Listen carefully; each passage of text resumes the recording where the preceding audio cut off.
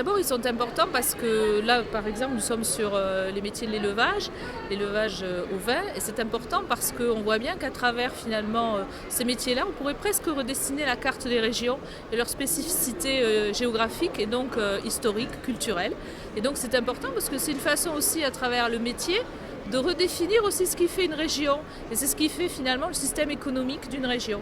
Donc c'est pour ça que c'est très important, parce que c'est aussi une vitrine, non seulement sur les métiers, mais aussi finalement sur ce qui font que les femmes et les hommes qui habitent sur un territoire exercent comme profession, soit pour perpétuer des traditions, soit pour innover, développer de nouveaux métiers.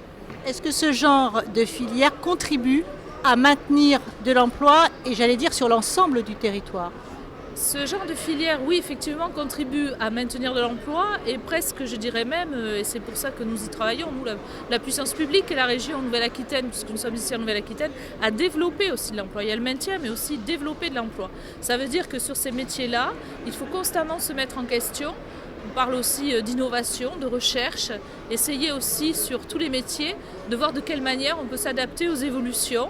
Et tous les métiers sont touchés par ça. Ne serait-ce les métiers de l'élevage par rapport à l'agriculture bio. Tous les métiers que nous avons ici sont aussi constamment en questionnement, justement pour pouvoir s'adapter aux mutations économiques et aussi pour amener toujours plus d'intérêt chez les jeunes à aller vers ces métiers-là. Comment vous pouvez convaincre ces jeunes de rejoindre ce type de filière? Ici, je pense que c'est le paradis, on va dire, du rêve. Parce que franchement, tous les gens qui viennent, et je sais que vous-même, vous avez été convaincus, parce que tous les gens que nous croisons dans les travées nous disent tous, mais quels qu'ils soient, qu'il s'agisse de professionnels ou de parents qui accompagnent leurs enfants, parce que là, il y a des familles aussi, il y en aura demain.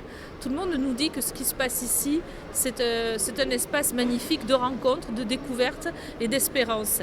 Et effectivement, là, nous sommes sur des métiers qui initialement faisaient peut-être pas rêver, auxquels on n'avait pas forcément pensé quand on est tout jeune, tout gamin.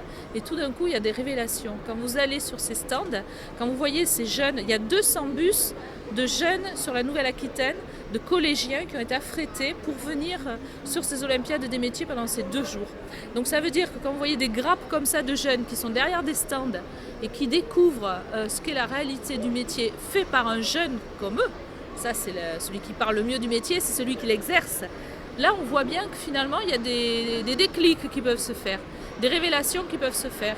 Et alors évidemment il y a des métiers qui sont peut-être un peu plus attractifs que d'autres, je pense au métier de bouche, c'est spectaculaire de voir les pâtissiers, les chocolatiers travailler.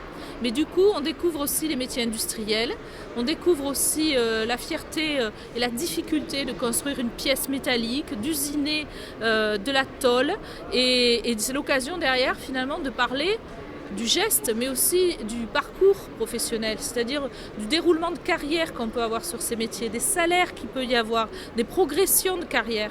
C'est une autre façon d'aborder le métier et c'est passionnant. Je crois que le meilleur salon de l'orientation, il est ici sur ces Olympiades des métiers.